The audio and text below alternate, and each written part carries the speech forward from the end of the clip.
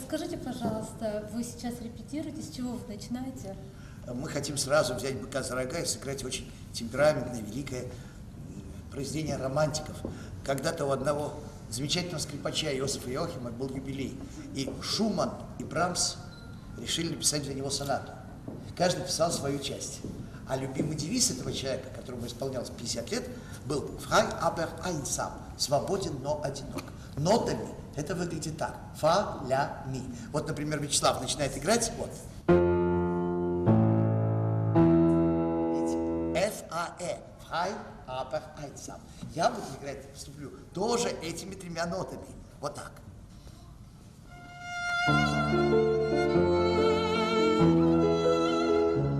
И тут в течение этой музыки «Фа, ля, ми», то есть «свободен, но одинок», будет повторяться много раз в разных ипостасях. И Шуман написал вот такое интермеццо.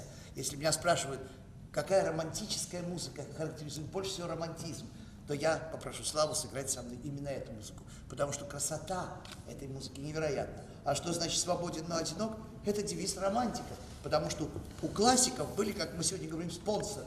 То есть Гайден работал у Эстергази. Понимаете, Моцарт был первым свободным художником, но зависел от заказов. Романтики ни от чего не зависели. Только от своей души, от своей любви, от своих чувств. Поэтому для них самое главное, в отличие от классиков, у них все перешло из мозга в сердце. И вот сейчас вы слышите музыку сердца. С большим удовольствием.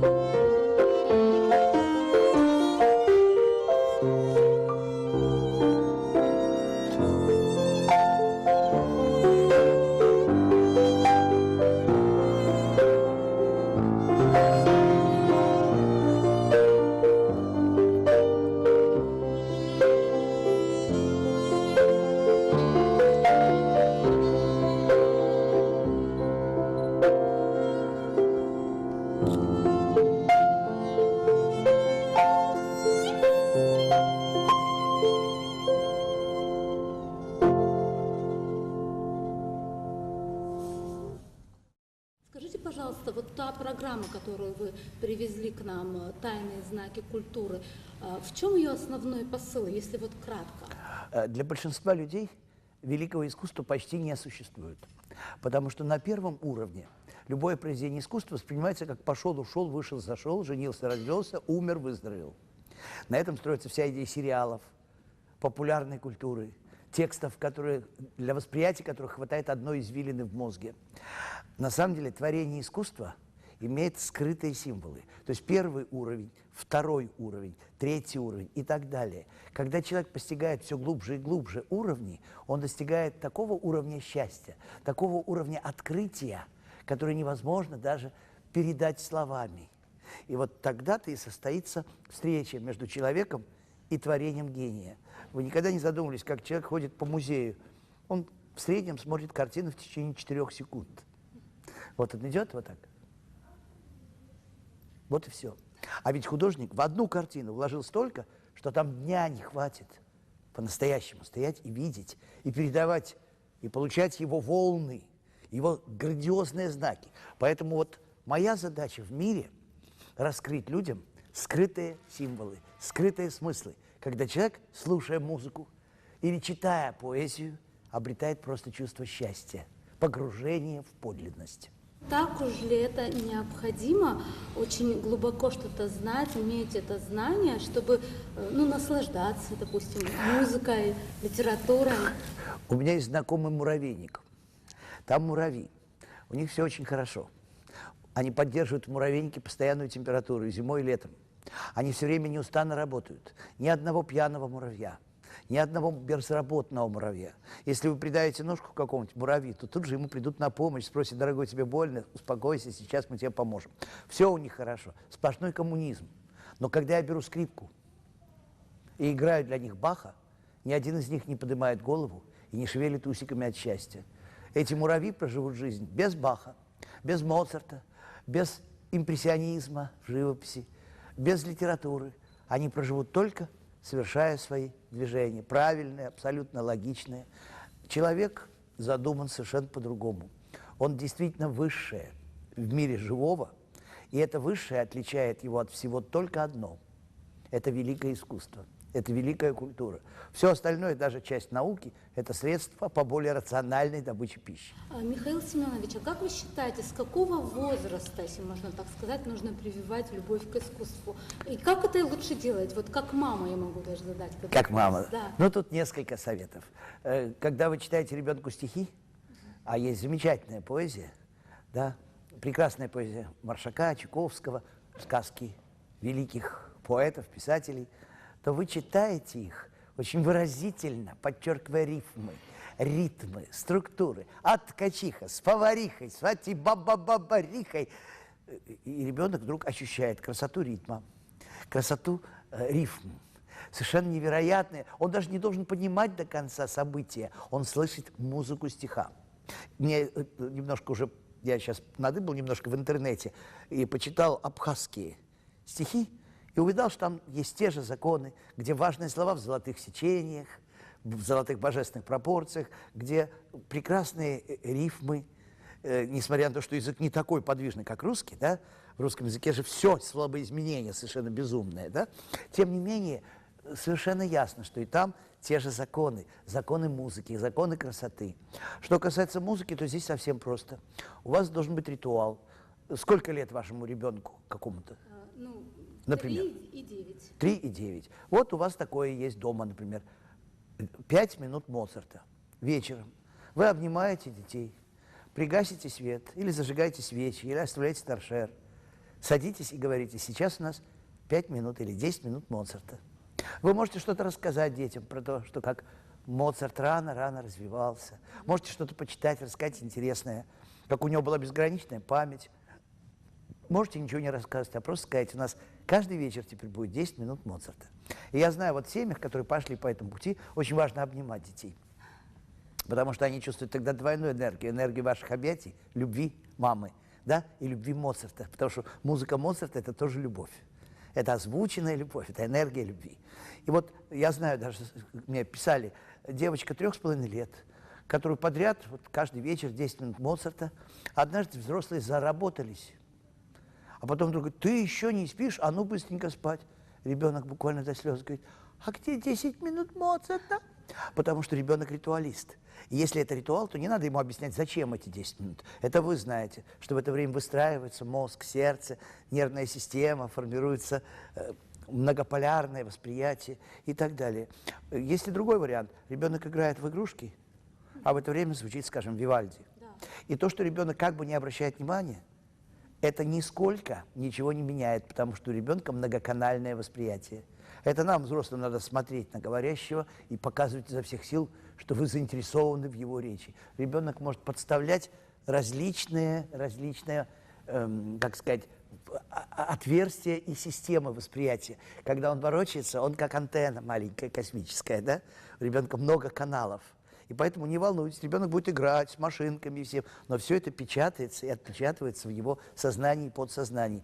Есть масса возможных вариантов. Вы даже идете с ребенком и говорите: этот дом красивый или нет? Почему он красивый?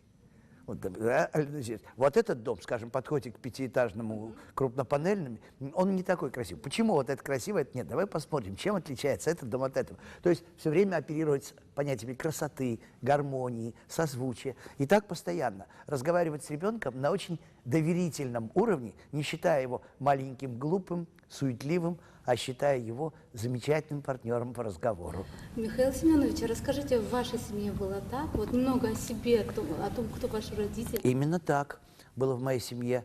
И это было всегда. Как только я начал учиться на скрипке, у нас дома была малиновая занавесочка. И как только приходили гости, папа объявлял: выступает Михаил Казиник. Открывалась занавесочка, я выходил маленький, с маленькой скрипочкой и играл. А я потом узнал, что мама и папа говорили гостям: вы потерпите немножко, потому что, конечно же, он играет еще не так хорошо, и скрипочка скрипучая. Вот, но вы потерпите, ему это очень важно, чувствовать, что он не случайно занимается, что есть люди, которым это важно, для которых это нужно. Вот такие, например, вещи. Мы очень много шутили дома. У нас было колоссальное чувство юмора. Папа знаменитый был шутник всегда, и он во мне очень рано развил чувство юмора. А чувство юмора вообще для любого народа, для любой страны, для любой нации – это самое главное. Выживают всегда те народы, которые смеялись. Причем не боялись смеяться ни над собой, над самими собой. Понимаете, когда пропадает возможность смеяться над собой, появляется черная маска смерти. Народ обречен.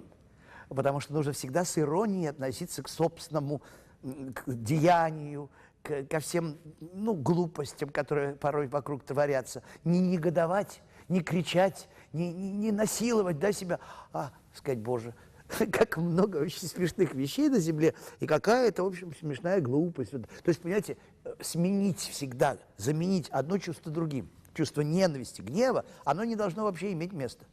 Может иметь место чувства улыбки, иронии, сарказма, гротеска. И этому надо учить ребенку, что ни в коем случае не злиться, потому что сердиться – это мстить себе за недостатки других. Переходя немного к другой теме, вы известный критик современной школьной системы, школьного образования. Скажите, и много говорите о новой школе. Что это такое новая школа? Я не только говорю, я создаю эти новые школы. Понимаете, они запущены, там, где они запущены, там детей называют астронавтикой. Потому что там очень веселые, очень светлые, очень счастливые, очень радостные дети, абсолютно незамутненные, чистые, остроумные. Это школа, которая противостоит школе до компьютерной эпохи. Это школа, которая противостоит школам прошлых веков, когда учитель был носителем информации. Сегодня носитель информации – интернет. И учитель выглядит очень смешно по сравнению с возможностями и знаниями интернета. То есть то, что написано в учебнике на 2 страничках, в интернете можно выйти на 500 000 единиц информации. Понимаете? И отсюда бедный учитель географии Иван Петрович или учитель истории Сейфуль Мулюков, они в равной степени никто по сравнению с интернетом. Поэтому школа перестает быть носителем собственной информации. Точно так же, как в 15 веке, когда люди не умели читать и писать, то единственным носителем информации был священник. Он читал из Библии, и люди воспринимали это как глаз Божий. А музыкант играл, а люди не знали ни нот, ни букв. Поэтому они, приходя в церковь, получали чтение и музыку. Этим самым они как бы воспитывались, формировались. Вот то обыкновенное чтение для них было как глаз Божий. Человек держит книгу, и что-то такое там тайно написано. Они же не понимают, что это. И вот им рассказывают.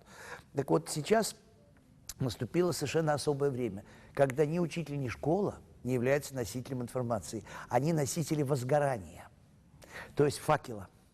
Вы знаете древний, да, лозунг, тезис, что ученик – это не сосуд, который нужно наполнить, а светильник, который нужно зажечь. Вот сегодня, как никогда, школа должна перестать набивать, как мешок, ребенка кучей ненужной информации.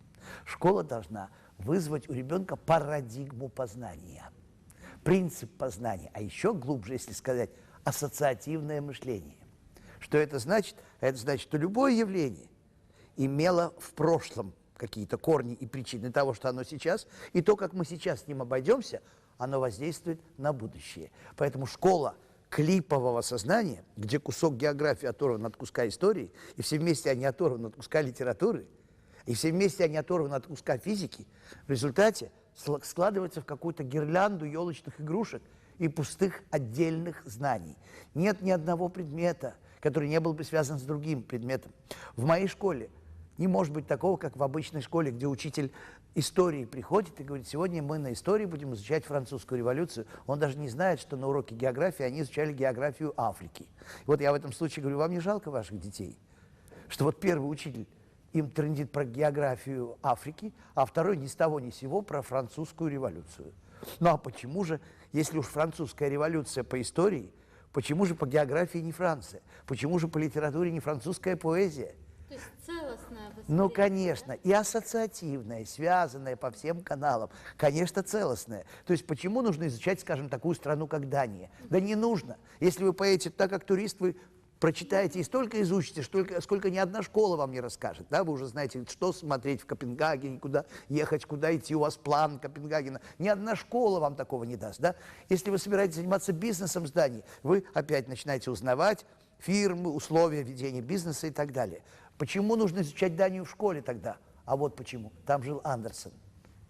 Ханс Кристиан Андерсен. А почему он жил в Дании? Вот тогда интересно Дания, как место жизни гения. Потому что в моей школе ясно, что от любой страны, от любого времени, от любой культуры остаются только артефакты культуры, явления творчества. Все остальное абсолютно неинтересно.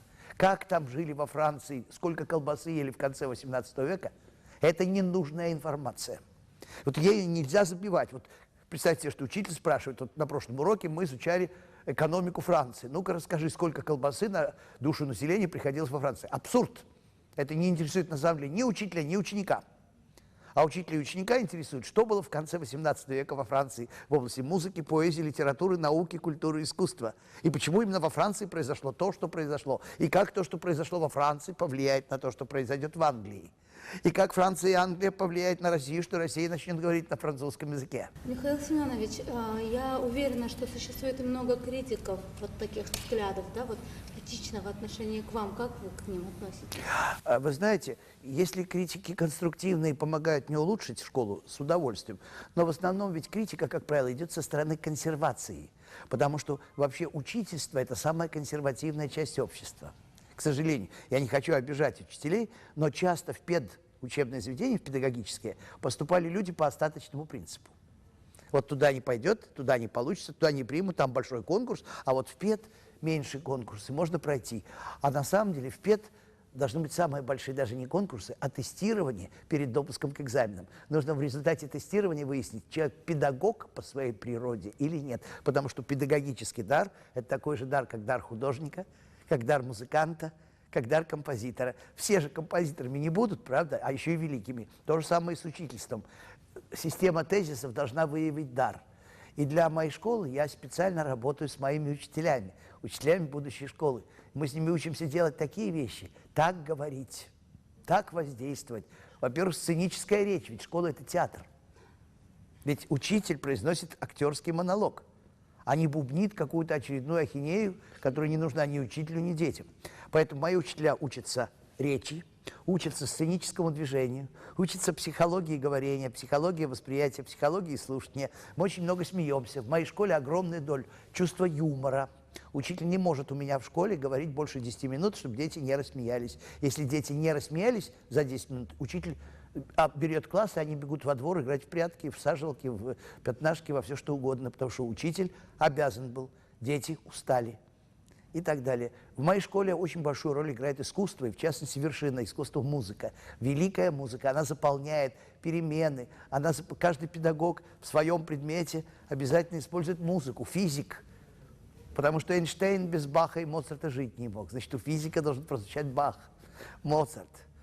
Любой физик в моей школе знает, что структура фуги, фуга есть такой жанр, да, это структура Вселенной.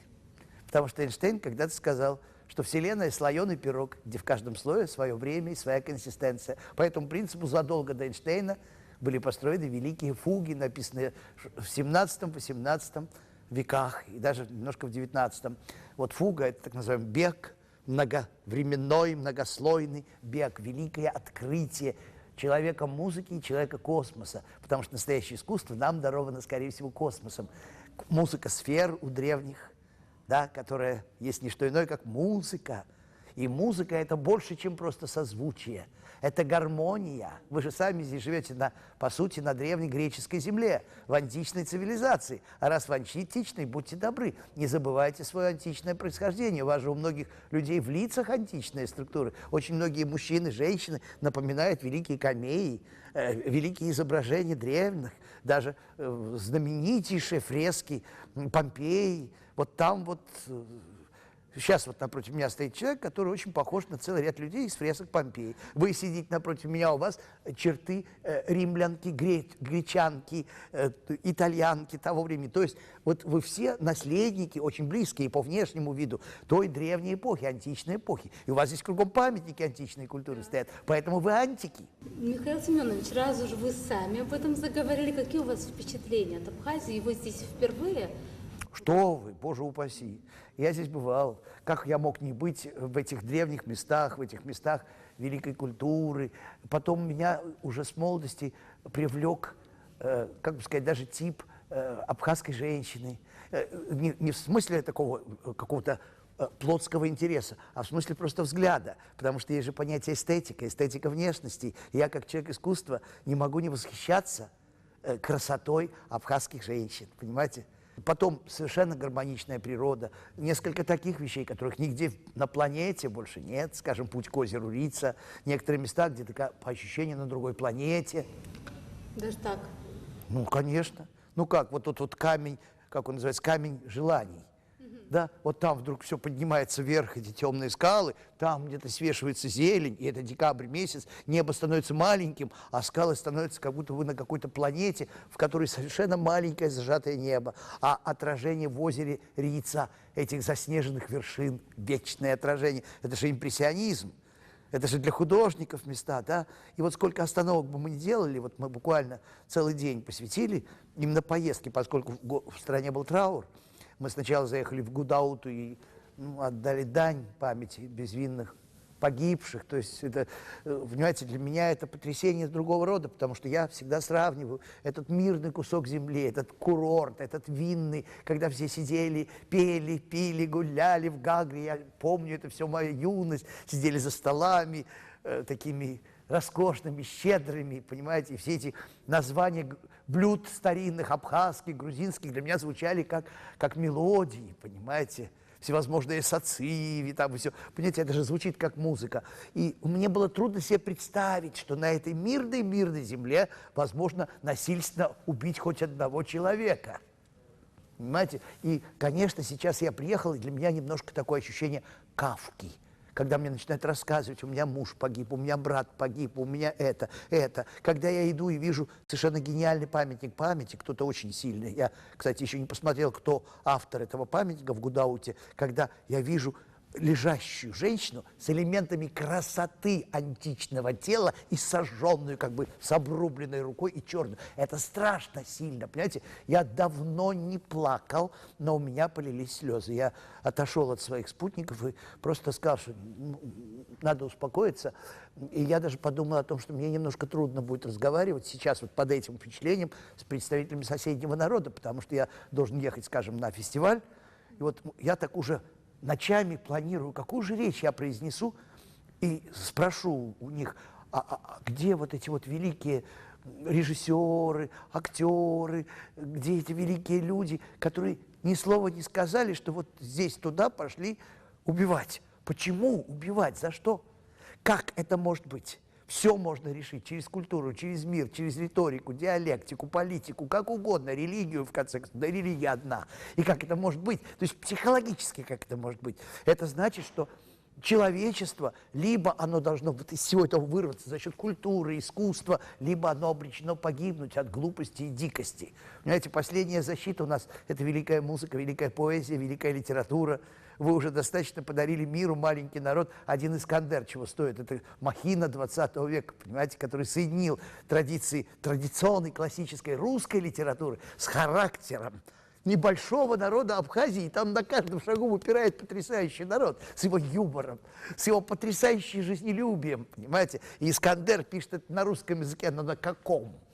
Как бы русско-абхазский, на русском языке абхазский темперамент, абхазский характер. Понимаете? И потом здесь в Абхазии я понимаю, что такое луналикая. Почему поэзия должна быть там какая-то на Востоке, то есть вот это восточная изыск, потому что в лицах изыск. И вот я не понимаю, как можно убить вот этих людей, твоих соседей. Вот тут много сейчас у меня сложностей. Но, с другой стороны, я опять в который раз восхищаюсь невиданной красотой и гармонией. И несмотря на то, что очень много домов сожжено и еще не восстановлено, я вижу это, зияющие окна больницы. Но, тем не менее, я все равно узнаю черты города моей юности, белокаменного Сухума. Понимаете, его прекрасных этих набережных выходов к морю, вот этих белых зданий, покрашенных, да, белой краской. Некоторые здания совершенно потрясающие, такой стиль южной архитектуры, русский классицизм в сочетании с Востоком. Это неповторимо. Я думаю, что и город вы отстроите, и города отстроите, и все это будет. И теперь сейчас самая главная, мне кажется, задача для небольшого народа, с населением, с небольшой русский город, по величине вся страна, да, как раз вот поставить во главу угла понятие культура, чтобы не терять всех культурных линий, которые через вас прошли.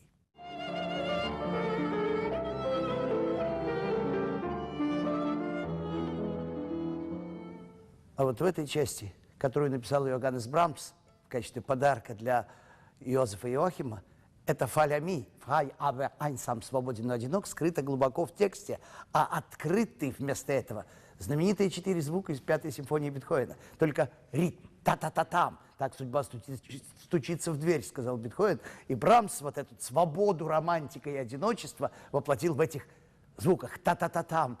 И во всех ситуациях он молится, он любит, все равно появляется та-та-та-там, как символ, как неотвратимость. Это очень сильная музыка, она требует и от скрипача, и от пианиста огромного напряжения. Ну что, поиграем? Конечно.